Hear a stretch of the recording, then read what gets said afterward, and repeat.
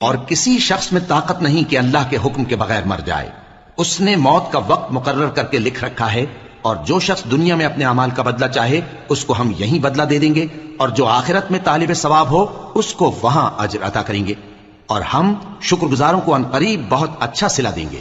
اور بہت سے نبی ہوئے ہیں جن کے ساتھ ہو کر اکثر اہل اللہ دشمنوں سے لڑے ہیں، تو جو مصیبتیں ان پر اللہ کی راہ میں واقع ہوئیں ان کے سبب انہوں نے نہ تو ہمت ہاری اور نہ بزدلی کی، نہ کافروں سے دبے.